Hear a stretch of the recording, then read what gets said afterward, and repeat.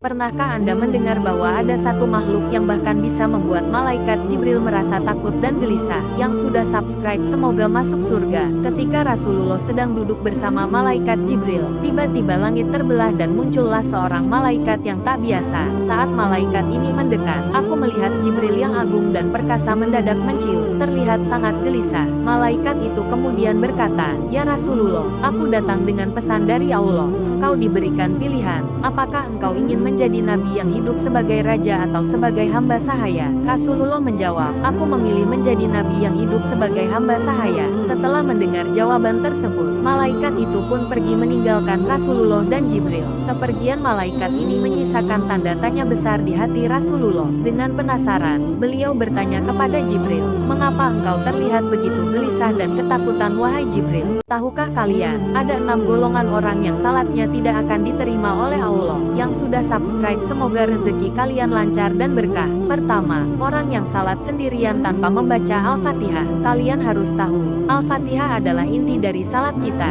Kedua, mereka yang enggan mengeluarkan zakat. Salat tanpa zakat ibarat pohon tanpa buah, tidak ada manfaatnya. Ketiga, orang yang menjadi imam salat, tetapi jamaahnya membencinya. Bagaimana salat bisa khusyuk kalau hati jamaah tidak ridha? Keempat, budak yang melarikan diri dari tuannya, sementara dirinya masih dalam pengawasan. Kelima, wanita yang salat tanpa mengenakan kerudung. Kalian tahukan, aurat harus ditutup rapat-rapat. Dan terakhir, golongan yang melakukan salat, tetapi salatnya tidak mampu mencegah mereka dari perbuatan maksiat. Salat seharusnya menjadi benteng diri dari dosa, bukan sekadar rutinitas. Suatu ketika Rasulullah sedang bersama para sahabat ke Tabuk. Yang sudah subscribe semoga masuk surga. Tabuk adalah nama tempat yang berjarak sebulan perjalanan dari Madinah. Matahari bersinar amat terang dan rasa panas terasa menyengat. Tiba-tiba panas matahari itu meredup. Beliau lantas bertanya, "Wahai Jibril, apa gerangan yang terjadi?" Malaikat Jibril pun turun kepada Nabi Muhammad. Jibril menjawab, "Itu disebabkan karena banyaknya sayap para malaikat." "Mengapa begitu?" tanya Rasulullah. "Wawiyah wafat hari ini di Madinah. Allah memerintahkan 70.000 malaikat untuk mensolatkan jenazahnya," jawab malaikat Jibril.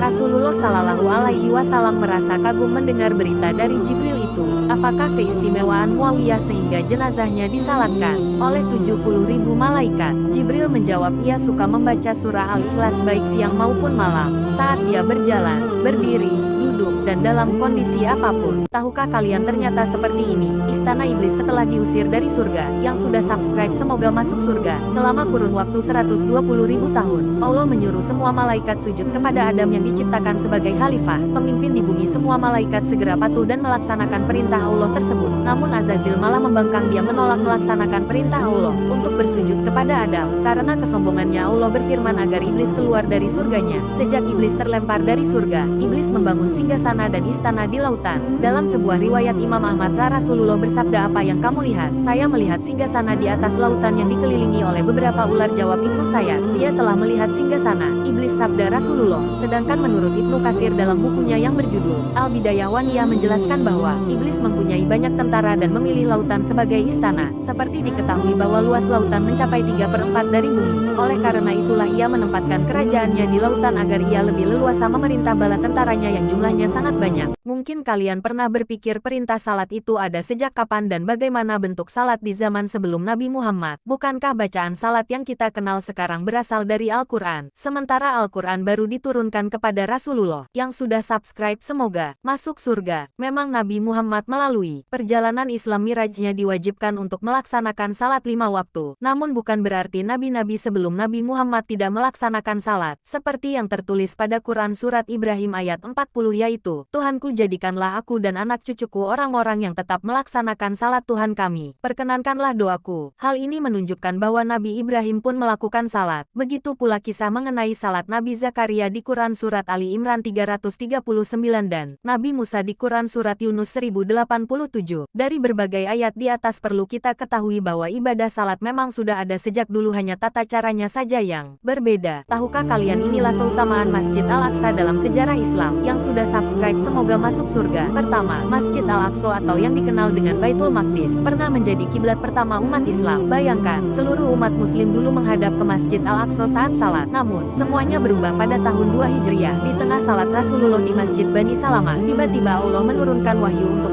mengubah kiblat dari Al-Aqsa ke Masjidil Haram, Ka'bah yang kita kenal sekarang. Kedua, Masjid Al-Aqsa menjadi saksi dari salah satu peristiwa paling luar biasa dalam Islam, Isra dan Miraj. Dari Masjidil Haram, Rasulullah diberangkatkan oleh Allah ke Masjid Al-Aqsa. Dari sana, beliau naik ke Sidratul Muntaha, melampaui langit ketujuh, sebuah perjalanan yang tidak ada bandingannya. Ketiga, Masjid Al-Aqsa adalah masjid kedua yang dibangun di bumi setelah Masjidil Haram di Makkah. Keempat, kawasan sekitar Baitul Maqdis adalah tempat peristirahatan terakhir bagi banyak nabi dan rasul. Kelima, bukan hanya para nabi, tetapi juga banyak sahabat Rasulullah yang dimakamkan di Al-Aqsa. Tahukah kalian inilah mukjizat Al-Quran tentang sidik jari sebagai identitas? Yang sudah subscribe semoga masuk surga. Sidik jari ternyata menyimpan sebuah rahasia luar biasa yang sudah diungkap Al-Quran sejak 1400 tahun yang lalu. Menurut Harun Yahya, setiap individu yang pernah hidup di dunia ini memiliki pola sidik jari yang benar-benar khas. Al-Quran sudah menyebutkan hal ini dengan begitu detail dan akurat. Pada abad ke-7 Masehi, orang-orang menganggap sidik jari hanyalah lengkungan biasa tanpa arti penting. Namun, Al-Quran telah menegaskan bahwa sidik jari merupakan tanda pengenal manusia. Dalam Al-Quran, Allah dengan jelas menyatakan bahwa membangkitkan manusia setelah kematian bukanlah hal sulit baginya. Dia bahkan menekankan bahwa dia mampu menyusun kembali ujung jari-jari manusia dengan sempurna, sebagaimana yang disebutkan dalam surah Al-Qiyamah ayat 3-4. Apakah manusia mengira bahwa kami tidak akan mengumpulkan kembali tulang belulangnya? Bahkan, kami mampu menyusun kembali ujung jari-jarinya dengan sempurna.